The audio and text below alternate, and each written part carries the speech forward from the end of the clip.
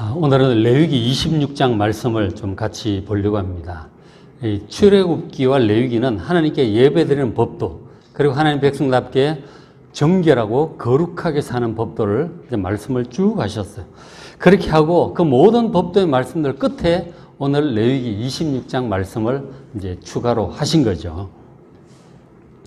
그러니까 이 레위기 26장은 어떤 내용이냐면 하나님의 모든 말씀을, 법도를 지켜 살아가면 축복이고, 그러나 반대로 하나님 말씀 듣기를 싫어하고 하나님 말씀을 순종하지 않고 제 멋대로 살아가면 저주가 임할 것이라고 하는 그런 말씀이에요. 비슷한 내용이 이제 신명기 28장에도 있죠. 축복과 저주의 말씀. 그러니까 한마디로 하나님의 말씀을 잘 듣고 순종하여 살아가라고 강력하게 명하시는 그런 말씀입니다.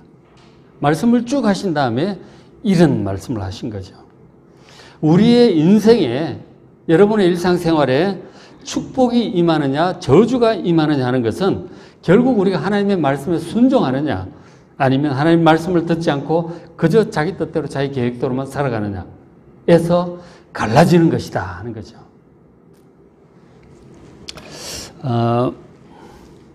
말씀을 보면, 자, 26장 3절에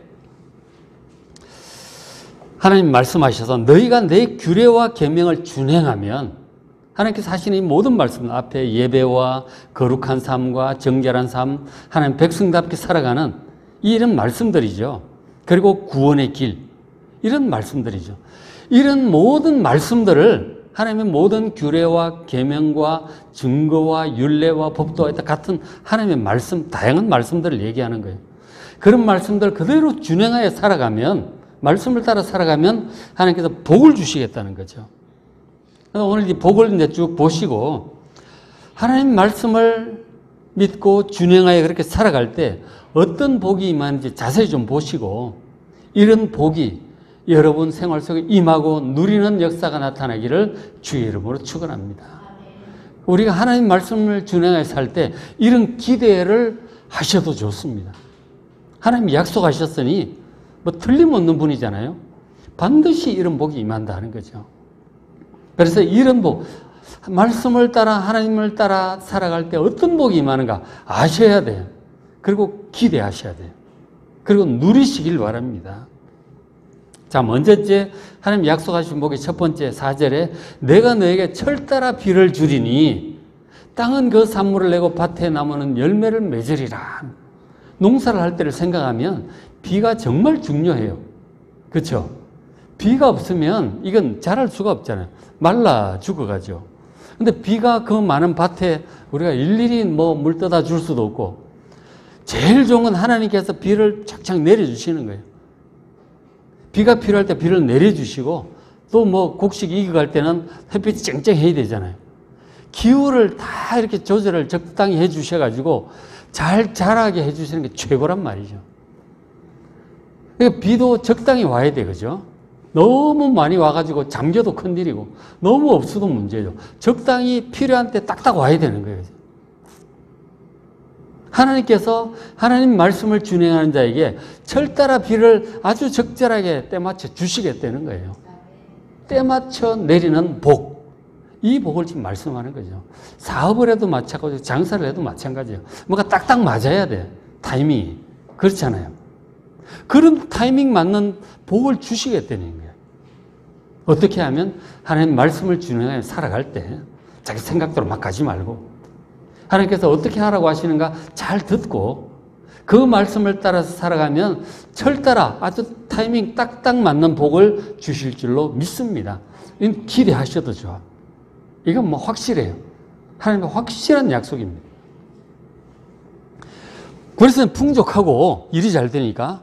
그리고 5절에 보면 타작마당은 추수하는 것은 포도 딸 때까지 미치고 포도 따는 것은 또 파종할 때까지 미칠 것이다. 이 음식에 필요한 것이 떨어지는 공백이 없이 딱딱 맞을 거다는, 뭐 하나 끝나면은 또 그 다음에 그때그때 필요한 것들이 끊어지지 않도록 해 주시겠다는 거 아니에요. 그죠? 옛날 우리 가난할 때 어른들 얘기 들어보면 춘궁기 얘기가 있죠. 어르신들은 아시잖아요. 그죠? 봄에 이 참 보리 추수하기 직전까지 먹을 게 없는 거예요. 그런 시절을, 이게 이제 타이밍이 딱딱 안 맞는 거죠. 하나님 약속하시기를 그건 빈 공간 없이 딱딱 이렇게 해주시겠다는 거예요.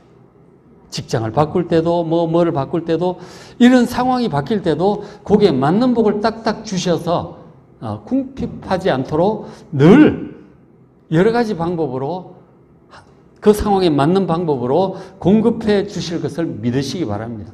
걱정 마시고 상황은 변할지라도 하나님께서 딱딱 맞춰서 보내줄 줄로 믿습니다. 그렇게 하고 그 다음에 또 하나님 약속하시기를 5절 끝에 너희의 땅에 안전하게 거주할 것이다. 안전의 복을 약속을 하셨어요. 안전하지 않다는 건 참 불안하죠. 그죠? 안전해야 되는 거죠. 뭔가 어디서 큰 일 하나 터지면은 참 정말 걱정스럽잖아요. 큰 일이 터져서 우왕좌왕 어떻게 할지 모르는 이런 상황이 오지 않도록 안전하게 우리를 지켜주실 줄로 믿습니다. 예를 들어서 지진이나 전쟁이나 무슨 갑작은 자연스러운 재난이나 이런 거 있잖아요. 혹은 갑자기 직장이 이렇게 문을 닫아가지고 하루아침에 이렇게 길거리에 나앉는다든가 이런 게 안전하지 못한 거죠. 우리의 안전을 지켜주심을 믿으시길 바랍니다. 어떤 자에게? 하나님 말씀을 준행하여 하나님 말씀을 따라 살아가는 자에게 그렇게 할 것이다. 그리고 어떤 복을 약속하셨냐면 7절에 너희 원수들을 쫓을 것이다. 옛날 같으면 전쟁이 많았으니까 이 대적들을 이기고 지면은 죽는 거죠. 다 뺏기고 죽는 거예요. 이겨야 안전하고 그리고 전리품도 없고 그러는 거죠. 원수들 공격하러 올지라도 다 쫓아버리고 우리 앞에 칼이 엎드러질 것이고 8절에 또 너희 5이 100명을 쫓아낼 것이다. 그 100명이 뭉치면 10,000명도 쫓아낼 것이다. 막강한 복을 약속을 하셨죠. 대적을 다 이기게 될 것입니다. 지금은 그렇게 전쟁이 많은 시기는 아니잖아요. 우리는. 지금은 경쟁의 시대입니다. 이제 경쟁자로 봐도 되겠죠. 경쟁자에 대해서 우세하여 이기게 될 줄로 믿습니다. 이런 복도 지금 약속을 하신 거죠. 그리고 또 하나님께서 이런 복도 약속하셨어요. 9절에 내가 너희를 돌보아. 잘 이렇게 돌보셔서 너희를 번성하게 하고 너희를 창대하게 할 것이다. 우리가 하는 일들이 점점 번성하게 될 것이다. 그리고 점점 더 창대하고 위대하게 될 것이다. 내가 너희와 함께한 내 언약을 이행하리라. 하나님께 지켜주시고 번성케 하시겠다고 믿음의 조상 아브라함 때부터 약속을 하셨죠. 우리도 다 해당이 돼요. 하나님께서 우리를 잘 돌보시면 우리 하는 일들이 이런 일이 됐든 저런 일이 됐든 번성하게 될 것이고 창대하게 될 줄로 믿습니다. 이것이 하나님 주신 약속이에요. 하나님을 믿고 섬기고 말씀을 따라 살아가는 자에게 이렇게 번성과 창대함의 복이 주어질 것입니다. 그리고 또 약속하시길 11절에 내가 내 성막을 너희 중에 세우리니 나는 너희 중에 행하여 너희 하나님이 되고 너희는 내 백성이 될 것이다. 하나님께서 성막 이스라엘 백성들 지으라고 하셨죠.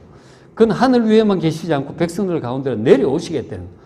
함께 있으면서 백성들을 약속의 땅으로 인도하시겠다는 거예요. 바로 임마누엘의 약속입니다. 우리와 항상 함께 하셔서 보호하시고 도우시고 그리고 약속의 땅까지 최종 종착지까지 데려가시겠다는 거예요. 알아서 잘 가라고 하시는 게 아니고 직접 데리고 가시겠다는 거예요. 여러분, 우리가 지금 살면서 문제들이 많잖아요.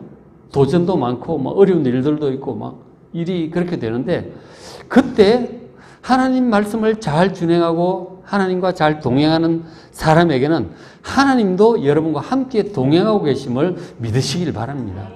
하나님이 어떤 분이십니까? 전능하신 분이세요. 온 세상의 창조자시고 이것을 움직이시는 분이세요. 자연 만물을 움직이시고 사람들의 인생을 움직이시고 역사를 움직여가는 분이세요. 이런 하나님이 함께하는 것보다 큰 백이 세상에 어디 있겠습니까? 누가 이런 힘이 있겠어요? 최고의 백이에요. 하나님 말씀을 준행하면 하나님께서 확실하게 우리 편에 되어 주셔서 도와주시고 인도하심을 믿으시길 바랍니다. 이런 것들이 하나님을 믿고 말씀을 잘 듣고 준행하여 살아가는 사람에게 주시는 복이에요. 뭐 이런 복이라면, 이런 복이 늘 있는 사람이라면 세상에 걱정할 게 없겠죠. 그렇죠? 걱정할 일이 없어요. 어떻게 하면? 하나님 말씀을 준행하면 이런 모든 복은 따놓은 당상임을 믿으시기 바랍니다. 하나님은 거짓말하지 않습니다. 100% 약속을 지키시는 성실한 분이시고 또 한편으로 그걸 이룰 수 있는 전능하신 분이세요. 기억력도 엄청 좋으시고. 그러니까 하나님 말씀을 준행하여 잘 듣고 그렇게 살아가면 이거는 확실한 겁니다. 이건 뭐 반드시 우리에게 다가올 복들이고 기대하셔도 좋아요. 근데 정말 중요한 것은 하나님 말씀을 정말 잘 듣고 준행하는 것이죠. 하나님 말씀을 듣지 않으면, 알지 못하면 살아갈 수가 없죠. 근데 제가 지금 말씀을 드리지만 일주일에 한 번이라 한 장 하는 것 갖고는 부족하다니까. 매일매일 살아가는데 말씀을 그러니까 매일 보셔야 된다니까. 맥체인 성경 읽기 꾸준히 하시기 바랍니다. 꾸준히 보시고 마음에 담아두시고 그 말씀을 따라 하루하루 그 하루 넉 장이 하루 양식이라고 생각하시고 그 말씀 잘 묵상하며 살아가면 충분합니다. 너무 많은 말씀을 볼 수도 없잖아요. 그리고 성경을 볼 때 전체를 다 보셔야 되는데 좋아하는 것만 보셔서는 안 된다 하는 거죠. 성경을 보면 부담스러운 것들이 있어요. 아, 이거 보기 싫어. 읽고 싶지 않아. 그런 거 있다니까요. 제가 지금부터 말씀드릴 내용이 어떤 거는 너무 어려워. 너무 지루하고 재미가 없어. 그런 것도 필요해서 다 해두신 거라니까. 왜 이런 것을 기록을 해두셨을까? 생각을 하면서 보셔야 돼요. 그러니까 하면 또 오늘 지금 드릴 말씀처럼 읽고 싶지 않은, 아, 이건 정말 싫어. 넘어가고 싶어. 근데 그것도 꼭꼭 보셔야 돼요. 그러니까 이런 말씀들이죠. 이어지는 말씀입니다. 14절에 우리가 축복받는 것을 좋아하잖아요. 그래서 좋아하는데 그런데 이런 말씀이 뒤따라오고 있어요. 14절에 하나님 말씀을 잘 듣고 청종하고 준행해야 축복을 받을 텐데 14절에 그러나 너희가 하나님께 청종하지 않는 거죠. 그러면 저주가 임할 거라고 지금 말씀을 하시는 거예요. 이것도 보셔야죠. 그죠? 근데 사실 이 저주에 관한 말씀이 더 많아. 문제는. 그러니까 하나님 말씀을 순종하기보다 안 듣고 불순종할 가능성이 훨씬 많다는 얘기죠. 이 말씀이 훨씬 많아요. 이걸 꼭꼭 보시고 마음에 담아두시고 내가 하나님 말씀을 듣지도 않고 준행하지 않으면 이런 저주가 임하겠구나. 좀 두려움을 가져야 되는 거죠. 그래서 자, 첫 번째 보면 너희가 내게 청종하지 않는, 하나님께 청종하지 않으면 저주가 임해요. 청종이 잘 듣고 순종한다는 얘기잖아요. 하나님 말씀을 잘 들으셔야 돼요. 잘 보셔야 돼요. 자기 생각대로 열심히 한다고 되는 게 아니에요. 하나님 말씀을 잘 듣고 그 말씀을 따라가야 되는 거지 내 나름대로 열심히 해갖고 되는 게 아니에요. 하나님 말씀을 열심히 할수록 하나님을 거역하는 수도 있어요. 그 예수님 시대 바리새인이나 선지자들을 박해했던 이런 사람들이 다 그랬죠. 열심히 하느라고 했는데 오히려 사도 바울처럼 예수님 믿는 사람 붙잡아 집어넣고 막 그랬잖아요. 스데반도 죽이고. 그렇게 될 수 있어요. 하나님 말씀, 그 자기 나름대로 열심히 하다 보면 그렇게 될 수가 있단 말이에요. 그러니까 열심히 하기 전에 하나님 말씀을 듣는 게 먼저예요. 뭘 알아야 하지.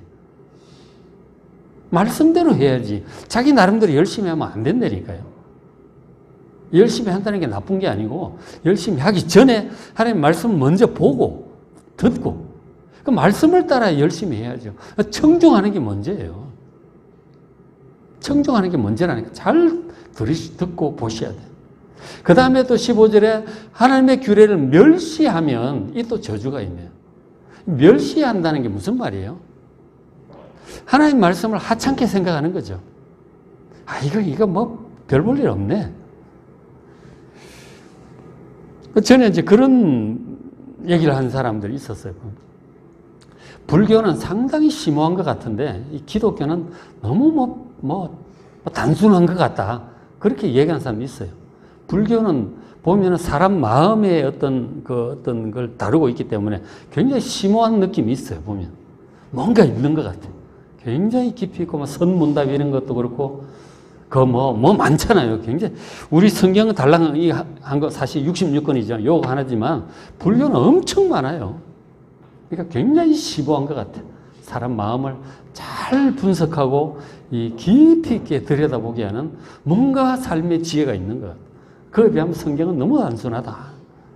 그 하찮게 생각하는 거죠. 철학자들이 볼 때도 이건 성경은 보면 사실 단순해요, 내용이. 이런 말씀이거든요. 하나님 믿고 순종하고 따르라고 하는 말씀이 핵심이에요. 예수를 믿어야 죄 용서받고 구원받는다고 하는 것. 그 사도신경에 나와 있는 그 핵심들이죠. 그것 계속 여러 가지 형태로 변주곡처럼 이제 막 이렇게 반복적으로 말씀을 하는 거예요. 그렇게 어렵지 않아요, 성경은. 그래서 성경을 멸시하는 사람들이 있어요. 깊이가 없고 별 볼 일 없다. 혹은 무시하기도 합니다. 그러니까 아예 쳐다보지도 않는 거죠. 이렇게 되면 저주가 임한다 하는 거죠. 여러분 성경 꼭꼭 보셔야 됩니다. 그리고 또 마음에 하나님의 법도 하나님의 말씀을 싫어해. 멸시해서 나가서 싫어해. 야, 아주 싫다. 성경을 싫어하는 사람도 있어요. 이상하다 이거예요. 이래. 여호와 하나님 이상한 신이래. 맨날 다 죽여라 그러고 여호수 한 명도 애까지 애가 무슨 죄가 있어? 다 죽이라 그러잖아요. 가나안 원주민들 그런 거라는데 노아 홍수 온 인류를 다 심판하시니 잔인한 하나님 아니야? 에이 이런 하나님 싫어. 그러는 사람들 많이 있다니까요. 하나님은 그리고 무슨 예수님이 기적 무슨 보리떡 5개 가지고 무슨 5,000명을 먹이냐 무슨 물리를 걸어가냐 말도 안 된다. 하나님 말씀을 이렇게 싫어한다니까. 멸시하고 싫어하는 사람들이 많아요. 믿는 게 아니라 그렇다니까. 그러니까 하나님 말씀을 듣겠어요? 준행하지 않죠. 그렇게 되면 어떻게 되느냐? 16절처럼 되는 거예요. 내가 이같이 너에게 행하리니 곧 내가 너에게 놀라운 재앙을 내릴 것이다 하는 거죠. 놀랄 만한 재앙을 내릴 것이다. 무슨 이런 일이 있나 싶은 일들이 생기는 거죠. 코로나 생각하면 정말 3년을 우리 그러고 살았잖아요. 그런 일이 올 수도 있어요. 하나님 진노하시면. 놀라운 재앙을 내릴 거예요. 요즘 또 빈대가 또 난리라고 하는데 그것도 지금 또 어떻게 될지 모르겠어요. 놀라운 재앙을 내려 너희가 파종한 것은 헛되리니 너희 대적이 그것을 먹을 것이다. 열심히 씨를 뿌리고 농사했는데 그게 헛수고가 되는 수가 있어. 열심히 농사했는데 추수하려고 하는데 옆에 와다 다 빼앗아 가버린다든가 아니면 농사했는데 태풍 불어갖고 다 끝나버린다든가 과일 다 떨어지고 그럴 수도 있는 거예요. 이건 저주죠. 그렇다니까요. 어떻게 하면 하나님께 청종하지 않고 하나님 말씀을 멸시하고 싫어하고 그래서 하나님 말씀을 준행하지 않으면 이런 저주가 올 것이다 하는 거죠. 자, 성도 여러분. 지금 저주의 말씀이 나가는데 성경 읽다가 13절까지 딱 읽고 축복 읽고 14절에 저주 딱 나면 이건 넘어가 그러고 그런 사람도 있다니까. 저도 그 전에 그런 적이 있지만 그러시면 안 되는 거죠. 꼬박꼬박 다 읽어야 되는 거죠. 그렇죠? 그러니까 이런 말씀 잘 읽어서 마음에 새겨두시고 나는 이런 저주를 받지 않아야겠다. 정말 하나님 말씀을 잘 읽고 중요하게 생각하고 청종해야 되겠다. 라고 결심하면서 보시길 바랍니다. 우리가 건강관리 생각하는 사람은 건강에 자신 있는 사람은 그냥 막 합니다. 함부로. 한 번은 이제 아프고 병원에 한번 갔다 오면 이제 정신이 번쩍 나죠. 그런 게 한 40은 넘어야 이제 그런 게 온다 그러잖아요. 20, 30대는 그런 생각도 안 하잖아요. 그러니까 아파가지고 한번 갔다 오면 이제 정신이 나가지고 건강에 신경 쓰잖아요. 뭐가 몸에 좋고 안 좋고 이건 근데 그런 걸 신경을 쓰는 젊은 사람들은 신경 안 쓰는 거죠. 건강에 자신이 있다고. 일이 형통하고 잘 될 때 하나님 말씀 신경 안 씁니다. 잘 되는데 열심히 하면 잘 되는데 왜 신경을 쓰겠어요? 그냥 인생의 쓴맛을 한번 보게 되면 이제 하나님 말씀에 귀를 기울이게 되는 거죠. 이런 저주의 말씀들을 보셔야 된다니까. 이런 일을 안 당하려면 중요한 말씀들이죠. 축복의 말씀만 좋은 게 아니에요. 이거는 저주를 안 받게 하는 특효약인 거죠. 직접 저주를 당하기보다 이런 말씀을 보고 잘 보기 괴롭지만 잘 담아주셔서 저주를 안 당하는 게 훨씬 잘하는 거다 하는 거죠. 그래서 제가 뭐 이런 저주의 말씀도 지금 전하고 있는 거죠. 그렇죠?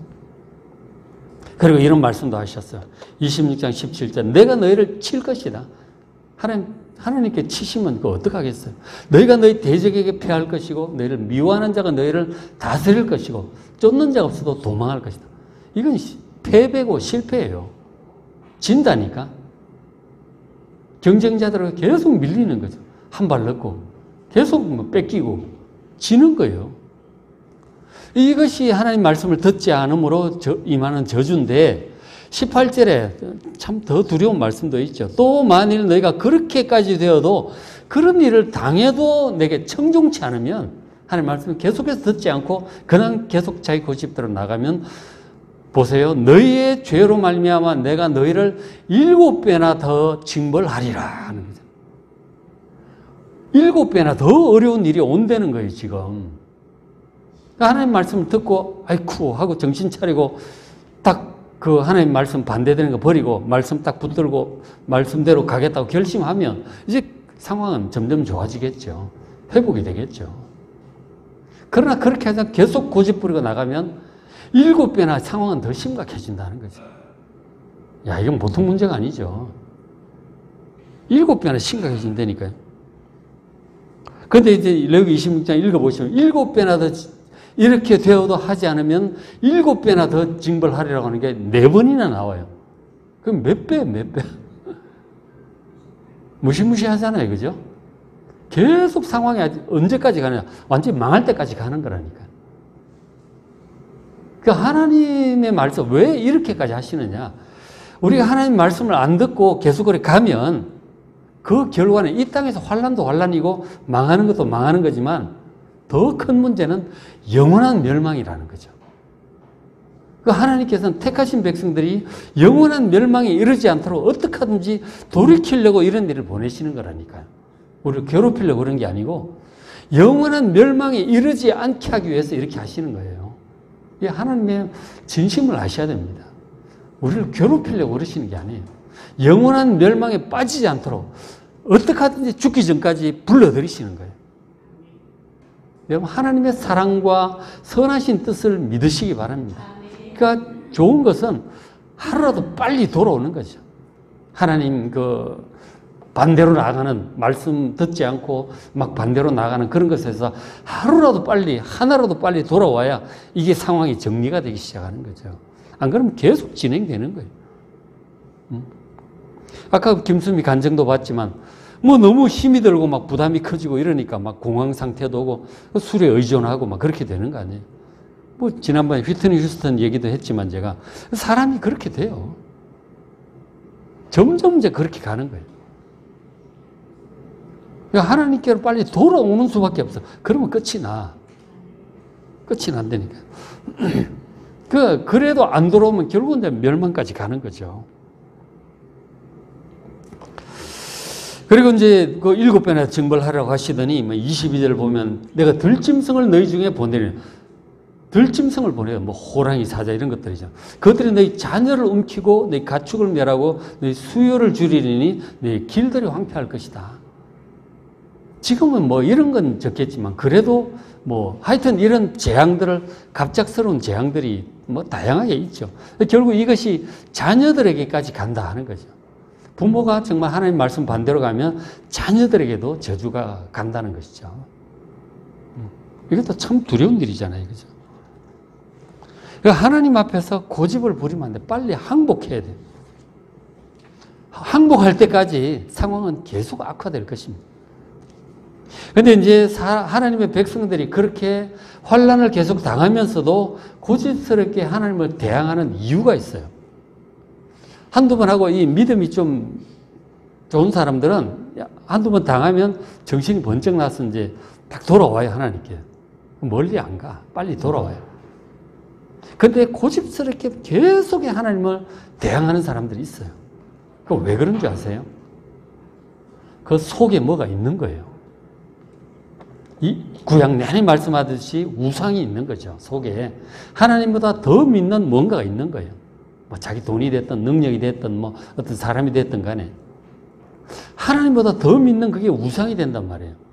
그러니까 하나님 말씀을 안 듣는 거예요. 그래서 나 얼마든지 해결할 수 있다. 저 사람이 혹은 내 돈이 뭐가 난 얼마든지 할 수 있다. 그런 거죠. 그래서 하나님 말씀에 대해서 그렇게 고집스럽게 가는 거죠. 그래서 내가 너희 산당들, 우리 마음속의 우상들을 헐어버릴 것이다. 분향단들을 부수고 너희의 시체들을 부서진 우상들에 던지고 내 마음이 너희를 싫어할 것이다. 결국 이제 죽고 멸망하게 될 거다는 거죠. 그 우상이 그래서 큰 문제예요. 하나님보다 더 믿는 그 무언가 있다면 그게 우상이 돼요. 그것 때문에 하나님은 우리에게서 하나님이 항상 제 1번이 돼야 되는, 1등이 돼야 되는데 2등, 3등이 되어 있는 거예요. 그 우상이 1등이거든. 그러니까 하나님을 적당히 믿는 거죠. 뭐 그다지 그렇게 적당히 이제 믿는 거죠. 그래갖고는 구원에 이르지 못한다는 거죠. 그 구약 내내 우상 얘기를 얼마나 합니까? 우상 다 때려 부셔야 돼요. 크고 작은 우상들, 숨어 있는 우상들 다 때려 부셔야 되는 거예요. 여러분 마음속에. 그래서 기도도 해야 되고 회개도 해야 되고 이제 그런 것이 말씀도 봐야 돼요. 말씀 보다 보면 그 자기 속에 있는 우상 때문에 이 반응하는 말씀들이 있는 거예요. 하나님 말씀은 그 살아있어서 우리 관절과 골수, 심령을 찔러 쪼갠다 그랬잖아요. 우리 속에 숨어 있는 것들을 깨닫게 해요. 말씀을 꾸준히 봐야 그것도 깨닫고 버리게 돼요. 그거 버리지 않고 품고 있으면 계속해서 하나님께 대해서 이런 태도를 가지게 되는 거죠. 그러면 멸망을 피할 수가 없게 된다는 거죠. 31절 내가 너희 성읍을 황폐하게 하고 성소들을 황량하게 하고 31절 그 땅이 황무하게 될 것이다. 나라가 완전히 망한, 국가 차원에서 멸망한 나라가 망하는 거죠. 우리도 일제 일본한테 망한 적이 한번 있었잖아요. 36년 만에 하나님의 은혜로 되찾았지만 망하는 거, 망하면 이스라엘 백성들이 결국 바벨론에서 나라 망해가지고 왕도 없고 다 흩어졌잖아요. 그죠? 애굽으로 도망가고 어디 바벨론으로 포로로 끌려가고 여기저기 다 흩어지는 거예요. 남은 사람들도 주인도 없이 완전 짓밟히고 이제 뺏기고 그렇게 되는 거죠. 그러니까 망한다고 하는 게 그런 거죠. 이스라엘 백성은 실제로 그렇게 이제 될 거라고 경고를 지금 하시는 거예요. 지금 이스라엘 건국 초기에 모세를 통해서 이런 경고를 하시는 거예요. 하나님 말씀 계속 거역하고 우상 따르고 가다가는 건 결국 나라가 멸망하게 된다. 망한다는 거죠. 가정 차원에서 멸망이란 이혼하고 가정이 깨어지는 거죠. 직장 차원의 멸망, 직장이 도산되고 무너지는 거죠. 문 닫는 거고. 국가 차원의 멸망은 이렇게 나라가 망하는 거예요. 이 멸망이 임하게 될 거다는 거죠. 멸망할 때까지 가는 거예요. 하나님을 계속 거역하면 7배, 7배, 7배. 그러니까 경고가 계속 있죠. 근데도 무시하고 하나님보다 우상을 더 믿고 끝까지 가면 망하는 데까지 가는 거죠. 그런 경고를 지금 하셨어요. 그러니까 빨리 하나님께 항복해야 돼요. 망하지 않으려면, 거죠. 그러면 망하면 어떻게 될까요? 망한 이후의 상황은 36절 보면 너희가 남은 자, 망한 후에 남은 사람들이죠. 그 사람들은 원수들의 땅에서 포로로 끌려가고 그렇게 되잖아요. 그리고 정복자들이 오잖아요. 그래서 내가 그들의 마음이 약해지겠죠. 그들은 바람에 불린 잎사귀 소리에도 놀라 도망할 것이다. 그 낙엽 소리만 들려도 깜짝깜짝 놀라는 거예요, 그냥. 그 39절 너희 남은 자가 너희 원수들의 땅에서 자기 죄로 말미암아 쇠잔하게 될 것이다. 죄 때문에 점점 쇠약해지고 쇠잔해지고 막 정신병 가지고 이제 그렇게 공황장애가 이제 그런 거잖아요, 그죠? 점점 이제 그렇게 가는 거죠. 멸망이라고 하는 것은 정말 하나님께 고집 부리면 결국 멸망까지 가는 것이죠. 따라서 애초부터 정말 우상을 다 버리시고 하나님 말씀을 잘 청종하시길 바랍니다. 잘 주목해서 들으세요. 하나님 말씀을 무시하거나 멸시하거나 싫어하거나 그러지 마시고 귀찮아하지도 마시고 꾸준히 하루 3끼 밥 먹듯이 하루 넉 장씩 꾸준히 보시기 바랍니다. 반드시 보셔야 돼요. 그래 1년에 한 번은 보셔야죠. 그렇게 해서 하나님 말씀을 청종하여 말씀을 따라 복을 누리며 살아가시기를 주의 이름으로 축원합니다. 자, 그런데 혹시 그렇게 고집하며 살다가 이 땅에서 그런 멸망을 당했다면 다 끝나는 것일까요? 보통 그렇게 멸망당하면 끝났다고 생각해서 뭐 자살도 하고 그러죠. 멸망당하면 끝나는 것일까요? 그렇지는 않습니다. 기회가 더 있어요. 하나님께서 이런 말씀도 하셨어요. 26절 40절 그들이 내게 대항함으로 나도 그들에게 대항하여 내가 그들의 원수들의 땅으로 끌어갔음을 깨닫게 되면, 그러니까 이런 모든 재앙을 당하다가 반복되다가 망하기까지 되었다 이거죠. 이것이 우리가 하나님께 대항했기 때문에 하나님께서 우리에게 그렇게 행하신 것이라는 사실을 그제서 깨달은 거죠. 아, 잘못했구나. 저러면은 저 사람은 희망이 있어. 그래서 깨닫고 그들의 마음이 낮아져서 하나님 제가 정말 잘못했습니다 해서 그들의 죄악의 형벌을 기쁘게 받으면 이건 하나님의 허락하신 형벌이다. 내가 잘못했으니 이건 뭐 이렇게 해도 싸다. 이러면서 받는 거죠. 회개하고 하나님 잘못했습니다. 그러고 눈물로 회개하고 회복시켜 주시기를, 자비를 베풀어 주시기를 기도를 하는 거죠. 그런데 하나님을 다 저런 것 아니에요. 저런 환난을 당했을 때 적지 않은 사람들이 오히려 하나님을 원망합니다. 하나님이 계신다면 이럴 수가 있어. 원망을 한다니까. 자기가 잘못한 건 생각 안 하고 하나님 말씀 청종하지 않고 말씀을 무시하고 하나님보다 다른 것을 더 믿고 따르고 육신을 따라 세상 풍조를 따라 그렇게 갔던 것들은 생각하지 않고 하나님이 날 안 지켜주셨다고 복 안 주셨다고 원망을 하면서 하나님을 저주하면서 하나님을 떠나간다. 완전히 멸망하는 사람이죠. 그런 사람도 많아요. 그러나 이 사람처럼 이것이 내가 하나님 앞에 잘못했기 때문에 말씀을 듣지 않고 청종하지 않고 그냥 내 계획대로만 그냥 열심히 살아왔구나. 내 세상 풍조를 따라 살아왔구나. 그래서 생긴 일이라고 인정을 하고 겸손하게 인정하고 낮아져서 죄를 기꺼이 받는 거죠. 하나님 제가 잘못해서 생긴 일이니 제가 받겠습니다. 그렇지만 불쌍히 여기시고 할 수만 있다면 다시 한번 기회를 달라고 그렇게 기도를 하는 거죠. 그러면 하나님께서 반드시 회복시켜 주실 것을 믿습니다. 그 약속을 하시는 거예요. 그렇게 하면 42절 내가 아브라함과 맺은 내 언약을 기억하고 그 땅을 기억할 것이다. 믿음의 조상들과 맺은 언약이에요. 모든 하나님 백성들이 하신 대표로 맺은 언약입니다. 하나님께서 영원토록 함께 하시겠다는 것이죠.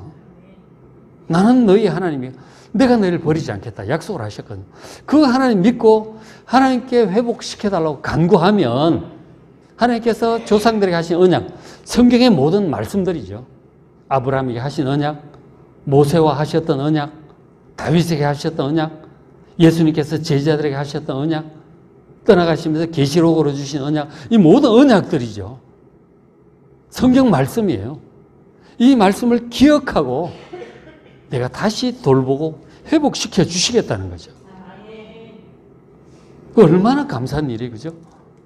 그래서 보면 44절 그런즉 그들이 원수들의 땅에 있을 때 멸망해서 그렇게 하고 있을 때 내가 그들은 내버리지 않겠다. 망했다고 해서 버리지 않겠다는 거예요. 그거 미워하지도 않겠다. 정말 하나님께 고집스럽게 거역했잖아요. 그럼에도 불구하고 회개하면 더 이상 미워하지 않겠다. 그리고 아주 멸하지 않겠다. 완전히 멸망시키지 않고 그리고 그들과 맺은 그 조상들과 맺은 내 언약을 폐하지 않겠다. 언약은 아직도 유효하다 하는 거예요.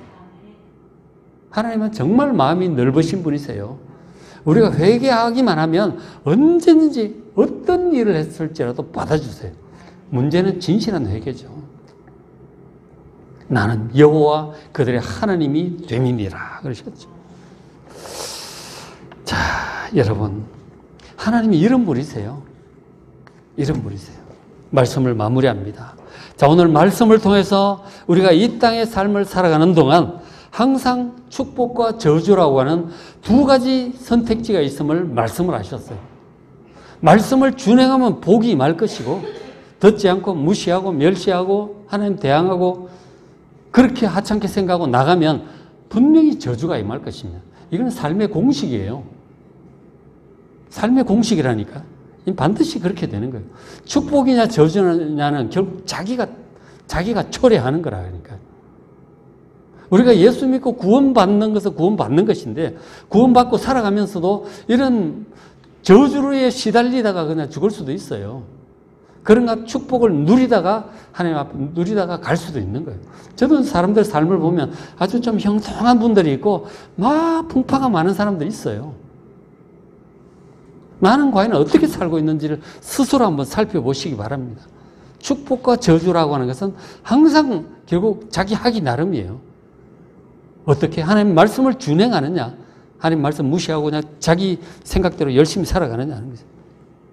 성도 여러분, 가능한 한 축복의 인생길을 걸어갈 수 있도록 하나님 말씀을 잘 청종하셔서 말씀을 따라 살아가시길 바랍니다.